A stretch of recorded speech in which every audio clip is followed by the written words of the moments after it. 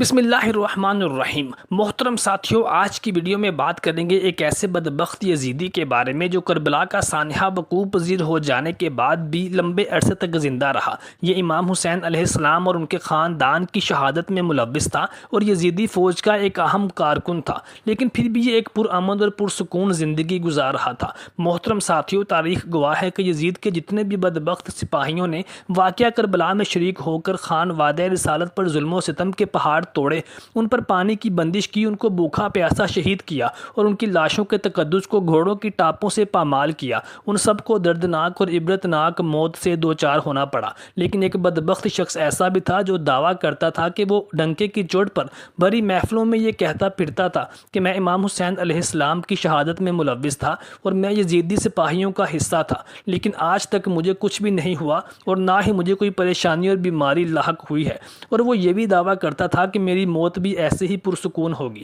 محترم ساتھیوں، یزیدی فوج کے 6000 سے زائد سپاہی تھے جو کربلا کے میدان میں امام علی مقام امام حسین علیہ السلام کے خلاف صف آرا تھے، لیکن ان تمام بدبختوں کو چن چن کر مختار سقفی نے جہنم واصل کر دیا تھا، کیونکہ مختار سقفی نے قسم کھا رکھی تھی کہ وہ واقعہ کربلا میں ملوث ایک ایک قصوروار کو اس کے کیے کی سزا ضرور دے کر رہے گا۔ چنانچہ اس نے 6000 سے زائد یزیدی بدبختوں کو واصل جہنم کر دیا تھا، لیکن ان میں سے کچھ ایسے بھی تھے جو کہ مختار سقفی کے قہر سے بچ گئے تھے، چنانچہ وہ طرح طرح کی بیماریوں کا شکار ہو گئے تھے۔ ان میں سے کوئی کوڑ کی بیماری کا شکار ہو گیا تھا، تو کوئی اندھا ہو گیا تھا، تو کوئی اپاہج ہو گیا تھا، اور کچھ کی شکل و صورت ہی بہت بدصورت ہو گئی تھی کہ وہ پہچان میں ہی نہ آتے تھے، اور کچھ لوگ شدید بھوک اور پیاس کی وجہ سے مر گئے تھے۔ الغرض ہر کوئی طرح طرح کی مصیبتوں اور پریشانیوں کا شکار ہو کر تباہ و برباد ہو کر دردناک اور عبرتناک موت سے دوچار ہوا تھا۔ محترم دوستوں، علامہ ابن جوزی رحمۃ اللہ فرماتے ہیں کہ مجھے کربلا میں ایک شخص نے دعوت دی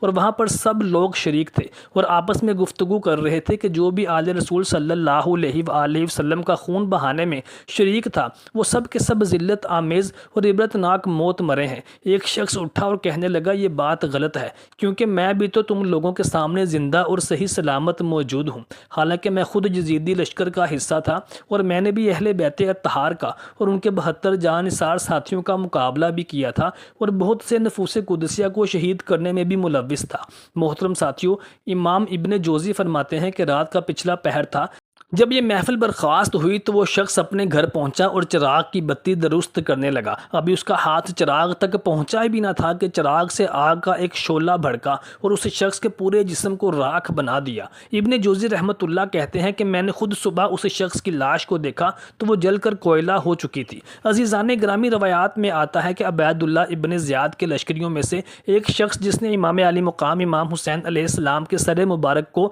فتراک میں ڈالا تھا، یہ شخص اپنی خوبصورتی اور خوش الحانی کے باعث بہت مشہور تھا، لیکن کچھ لوگوں نے واقعہ کربلا وقوع پذیر ہو جانے کے بعد اس شخص کو دیکھا تو اس کا چہرہ سیاہ ہو چکا تھا۔ جب اس سے پوچھا گیا کہ تو بہت زیادہ حسین و جمیل تھا اور صاحب حسن و جمال تھا، لیکن تیرے چہرے پر یہ سیاہی اور کالک کیسے جم گئی ہے؟ تو وہ کہنے لگا کہ جس روز سے میں نے امام علی مقام امام حسین علیہ السلام کے سر مبارک کو اپنے فتراک میں ڈالا تھا اور اس کی بے ادبی کی تھی، اسی دن سے 2 آدمی روز میرے پاس آتے ہیں، وہ مجھے بازو سے پکڑتے ہیں اور آگ کے پاس لے جاتے ہیں اور پھر مجھے اسی آگ پر الٹا لٹا دیتے ہیں اور پھر مجھے اتار دیتے ہیں۔ اسی سے سبب میرا چہرہ سیاہ اور تباہ حال ہو چکا ہے۔ یہ شخص اسی عذاب میں مبتلا رہا یہاں تک کہ یہ جہنم واصل ہوا۔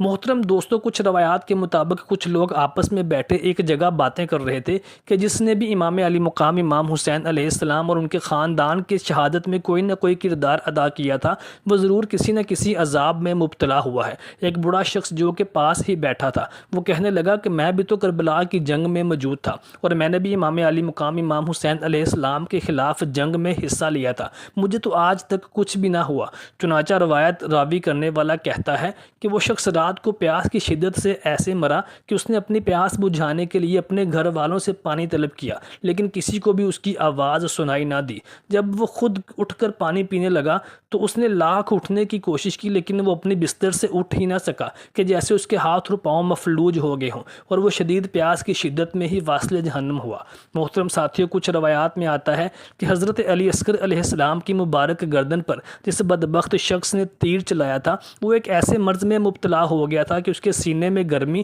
اور حرارت اور اس کی پشت میں ٹھنڈک پیدا ہو گئی تھی، یہاں تک کہ اس کے سامنے پنکھا جلا جاتا اور اس کی پشت کی جانب آگ روشن کی جاتی، لیکن وہ واویلا کرتا رہتا تھا کہ مجھے سکون نہیں ہے۔ نہ تو اس کی سینے کی آتش سرد ہوتی تھی اور نہ ہی اس کی تپش کی ٹھنڈک میں کمی محسوس ہوتی تھی، اور پیاس کی شدت اس قدر بڑھ گئی تھی کہ وہ ہر مشکیزوں کے مشکیزیں ہی پیتا رہتا اور پھر بھی پانی پانی اور پیاس پیاس کی صدائیں بلند کرتا رہتا تھا، یہاں تک کہ پانی پی پی کر اس کا پیٹ پھول گیا تھا لیکن اس کی پیاس ہی نہ بجھتی تھی، اور پھر آخر ایک دن اس کا پیٹ پھٹ گیا اور وہ ایسے ہی واصل جہنم ہوا۔ امام حسن بصری رحمۃ اللہ فرماتے ہیں کہ ایک شخص میرے پاس آیا کرتا تھا اور مجھ سے شرعی اور اسلامی مسائل پوچھا کرتا تھا، لیکن اس کے منہ سے بہت سخت بدبو آتی تھی کہ جو کسی سے بھی برداشت نہ ہو پاتی تھی۔ میں نے ایک دن اس شخص سے پوچھا کہ تیرے منہ سے اتنی نفرت انگیز بدبو کیوں آتی ہے؟ وہ شخص انتہائی شرمندہ ہوا اور کہنے لگا کہ میں اس گروہ سے ہوں جو درائے فرات پر پہرا دے رہا تھا کہ امام علی مقام امام حسین علیہ السلام کے خیمے میں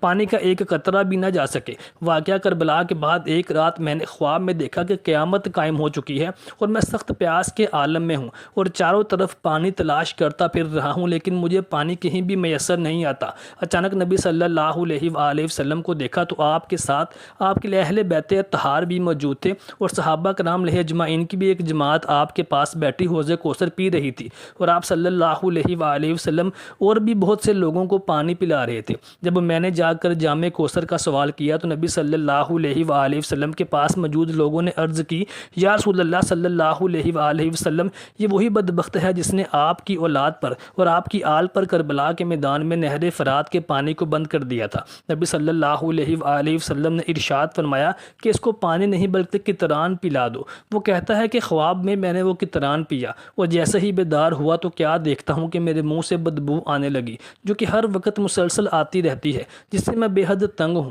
لوگ مجھ سے نفرت کرتے ہیں۔ حسن بصری رحمۃ اللہ نے فرمایا کہ یہ واقعہ سن کر میں نے اس شخص سے کہا کہ مجھے بھی تجھ سے سخت نفرت ہو گئی ہے، اور میں نے اس کو سختی سے منع کر دیا کہ آئندہ کبھی میرے پاس مت آنا، اور پھر وہ شخص نہایت ذلت آمیز موت سے دو چار ہو کر جہنم واصل ہوا۔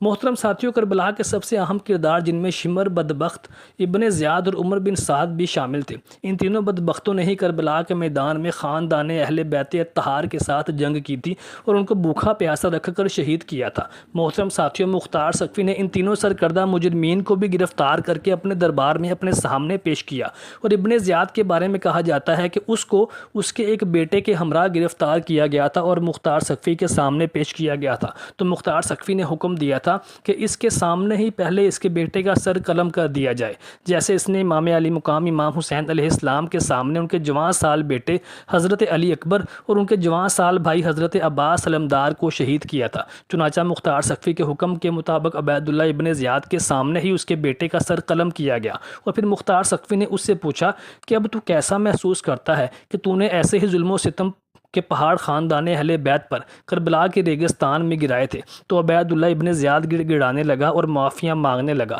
لیکن مختار سقفی نے حکم دیا کہ اس بدبخت کا سر بھی قلم کر دیا جائے۔ محترم ساتھیوں، ایسے ہی عمر بن سعد کا بھی دردناک اور عبرتناک انجام مختار سقفی کے ہاتھوں ہوا، اور شمر بدبخت کو بھی مختار سقفی نے عبرتناک اور دردناک موت سے دو چار کیا، اور کربلا کے شہداء کا بدلہ لے کر مختار سقفی تاریخ میں امر ہو گیا۔ محترم ساتھیوں، کمنٹ سیکشن میں مختار سقفی زندہ باد اور حسین نیت زندہ باد ضرور لکھیے گا۔